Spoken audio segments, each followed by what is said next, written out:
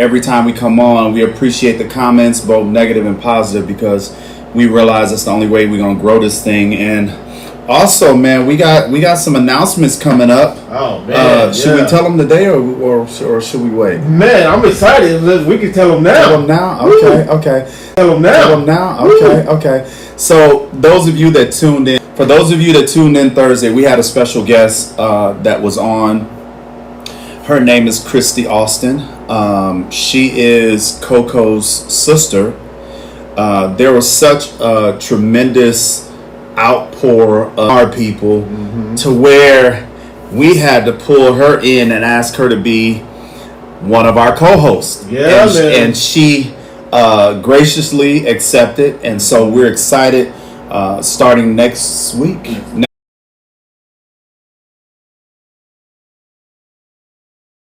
See why ESPN and all of these sports stations is getting these nice looking women to come on.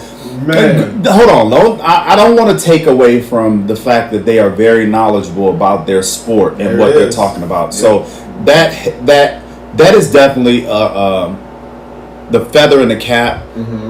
But they're not bad to look at. Like when you turn on TV, sometimes you get tired of. Then you see all these guys in there, then you just step away from the TV. You're listening to the TV, but you're not looking at the TV.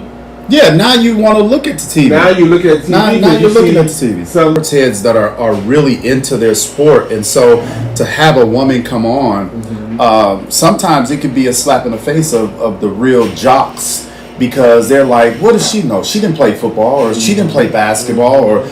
But when you look at it, we have men out there that's broadcasting sports that never played the game. You're right. That had probably just played it at a high school or college level, probably didn't play, wasn't a starter, right? But just a familiar. And we realize some of the best coaches are the coaches that didn't play the sports. You know, the saying goes that those that can't do teach. Right. And so, you know. On the flip side of that, we had a lot of Hall of Famers that tried their hand at coaching, and womp. Yeah. Don't we got that noise on there? That womp. Yeah. We got to label them. We got to label them so you can just hit them on cue. But yeah, Mr. Jennings, Brittany, glad to see you guys in the building. I'm excited for today's show because I got out on my bike today and I took a ride to Sedona. It was much needed. You know, just to go up there and you know, when you pull in there, and it was much needed for me to get away like that. But man, it just brought so many different things. It put so many different things in my mind, and one of the things that kept coming across was effectiveness.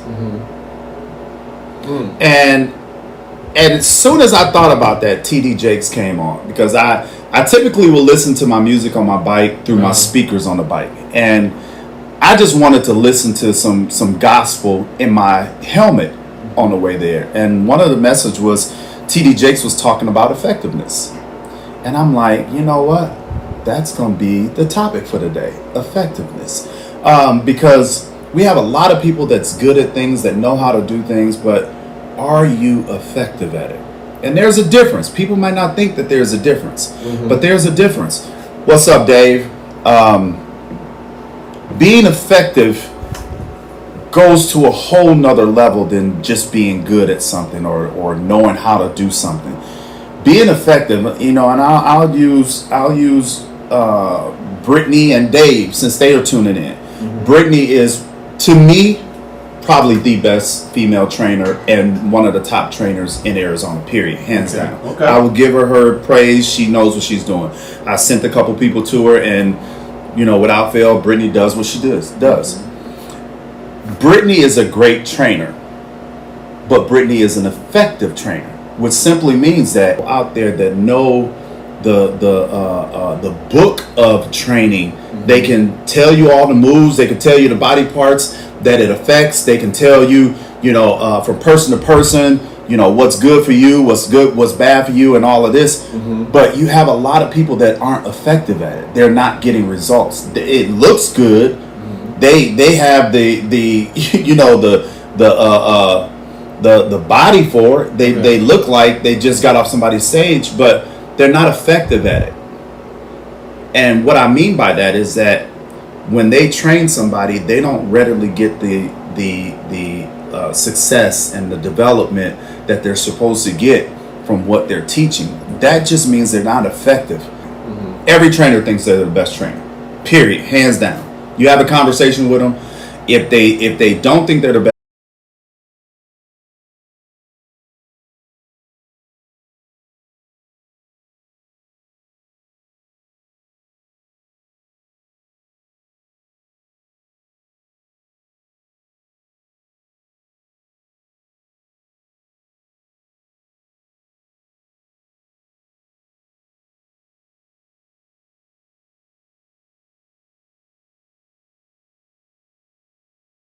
more, and that's what.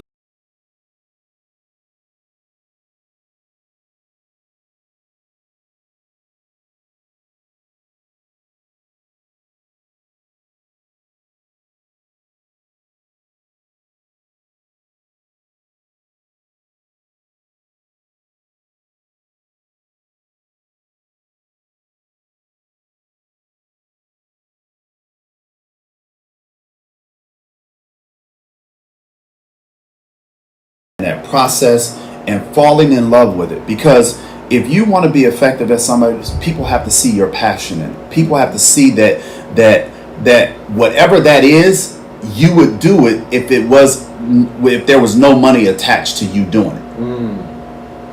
Passion is what is the driving key to being effective. When people see your passion and see that you love what you do, that becomes infectious to other people. People see that and it's like, all right, he and especially if you started from the bottom, if you start, and then we wonder why some people aren't in leadership roles. Is because they know how to do the job, but they're not effective leaders. I said this last week. There's a difference between a leader and a ruler. A leader leads with nothing to gain, knowing he has nothing to gain from it. A ruler rules knowing that there's a pot of gold at the end of the rainbow. And that's the only way they're going to rule, is if it's something to gain from them ruling. We have people out there that are rulers that are trying to be leaders. You can't be both. You can't be both. And people can see through that because, one, you're not effective, and two, if you're doing something because there's something to gain from it, you will not have passion. There's a meme that I saw when you had said when we spoke that last week. Right after that, a couple days later after that, I saw a meme on the effectiveness. I mean, not effectiveness. The ruler and the leader. So it had this. It had the ruler. It had two people standing next to the ruler. It was just two people standing there. They were just standing there, and he was ruling them. But they were just standing there. The leader had a rope tied up against it was a cart or something, and he was pulling it. And while the two people there was following him. And that was like, and when you had mentioned that, I thought about it. I was like, the ruler.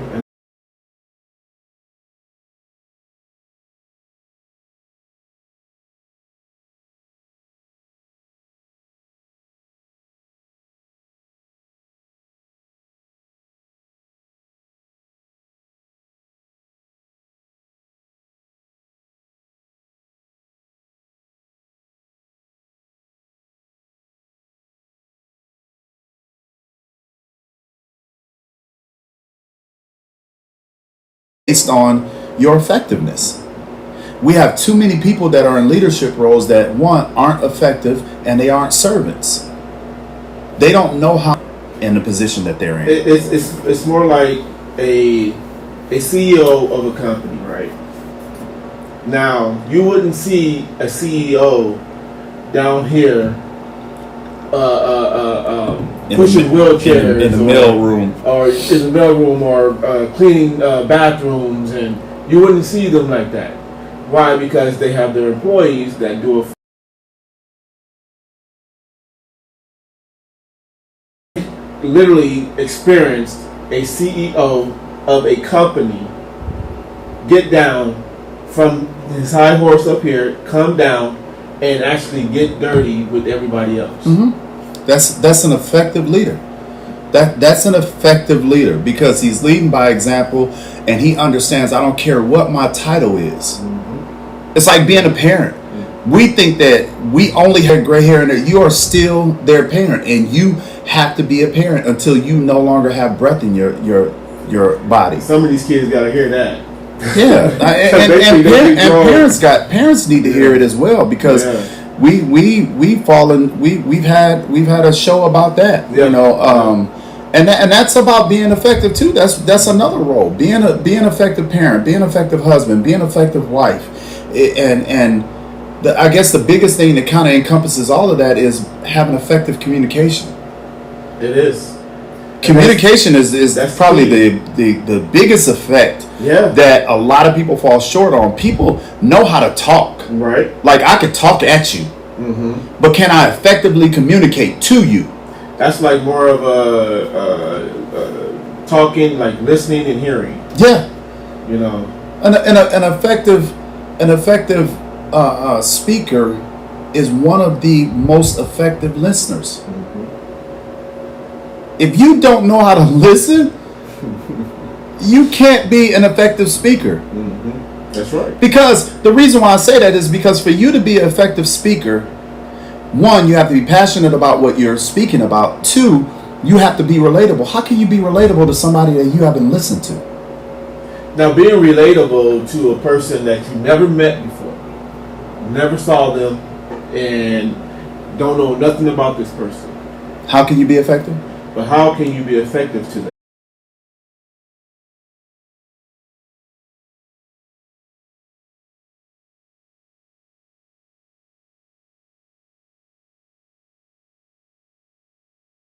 Bear our crosses, we struggle. That's what makes you relatable.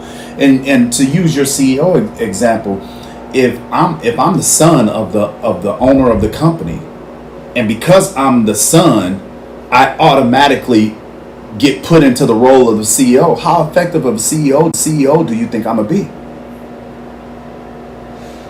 Not very, because I didn't start in the mailroom. Mm-hmm. I didn't start in the copy room.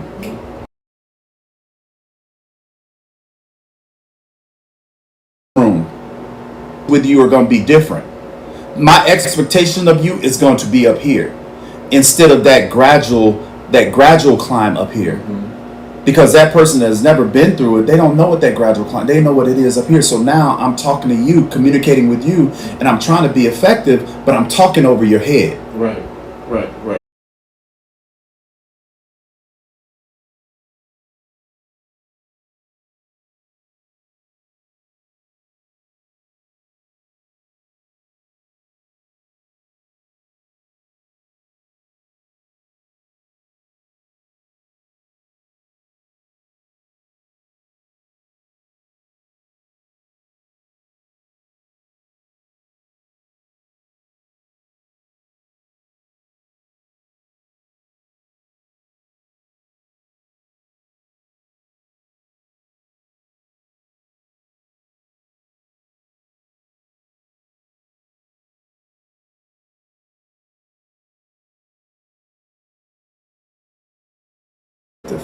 And your roots and the things that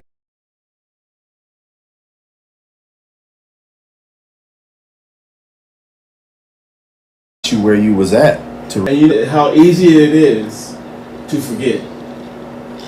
It's very easy. It's very easy to forget because we get caught up, and that's that comfort thing. We get start making the money. We get the position.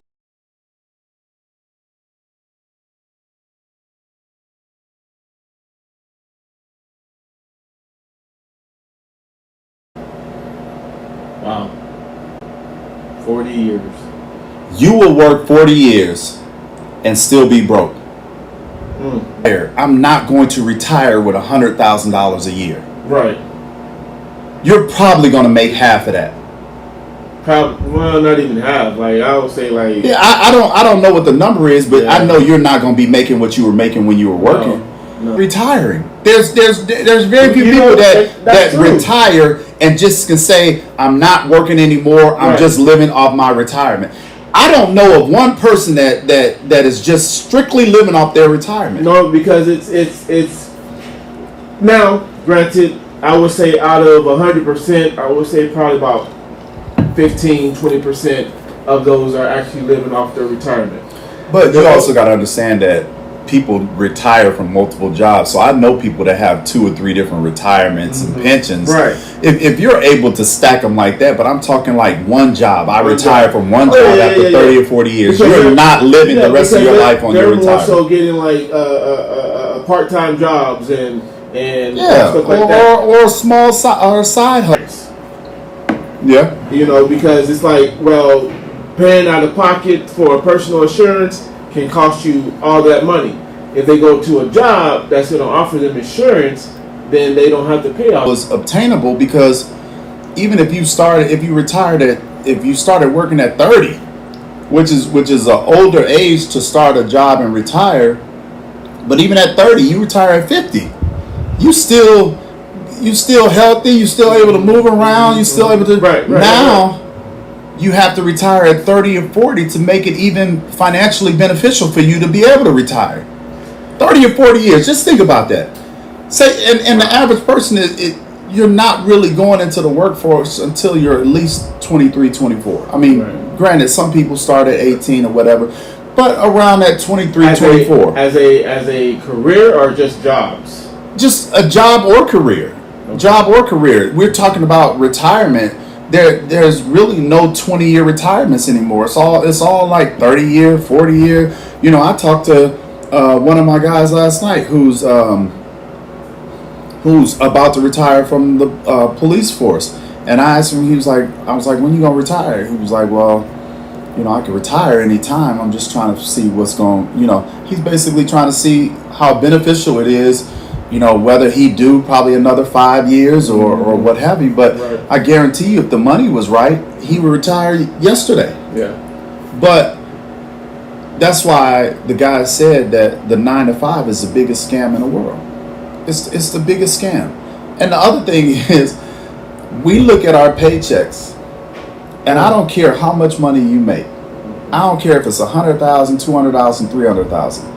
You are forever going to be underpaid. You're never going to be paid what your worth is. I don't care what that number is, because you got to look. If you're making $300,000 a year, I guarantee you they're tripling that number off of you, off your work. Most definitely. You're not. None of us have ever gotten paid what we're worth. Oh no. You're not. No. Like the strike.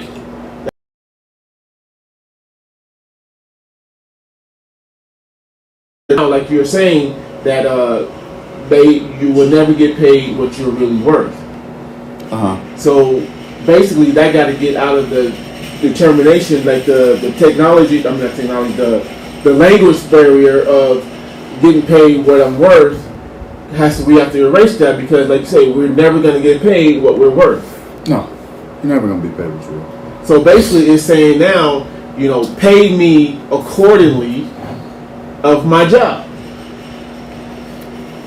because the companies are not even going to do that. Pay you accordingly as your job, because it's like even if you're making $100,000 and whatever job you're doing that is supposed to be worth $100,000, then they'll pay you $100,000. But the thing is that you're still going to do extra work. Oh yeah, you never gonna just be able to do your job. Like every one of us that have worked in the workforce or currently working in the workforce, you are not just doing your job. Nope. I guarantee you're doing things that are out of your job description. Oh yeah. And you've been doing it for years. Oh yes. To the point to where you think that's in your job description. Yeah. You've been doing it so long. Yeah. And so just think about that. Like, that's a pay scale you're not even getting paid on. Exactly, that's what I'm saying. Because now it's like, if you go to them, well, this is not in my job description, shouldn't I be getting paid extra for this? I did. You did? I did. I did. That's why I stopped that job and came to the job I am at now. Because I'm like, but you didn't effectively get it done at that job. You had to leave it. well, no, I was a.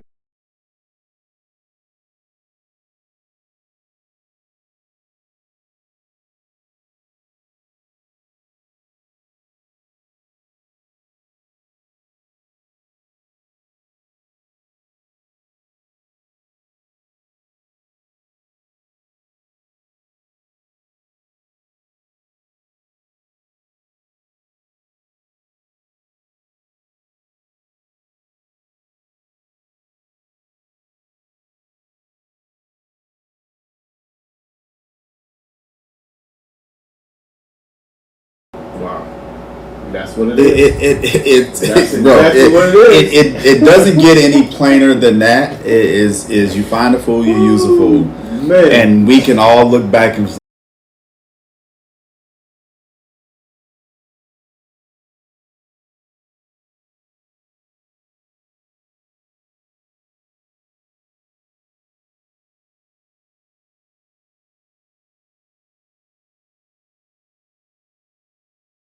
telegram, telephone, and tell old Floyd. Telegram, telephone, and tell old Floyd.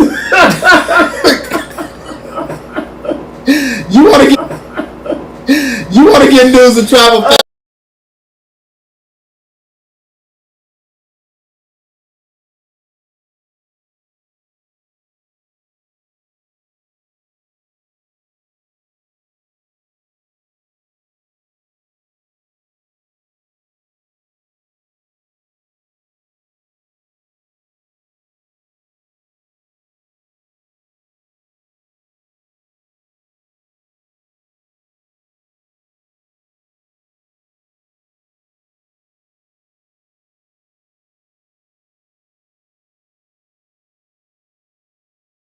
That's how Chris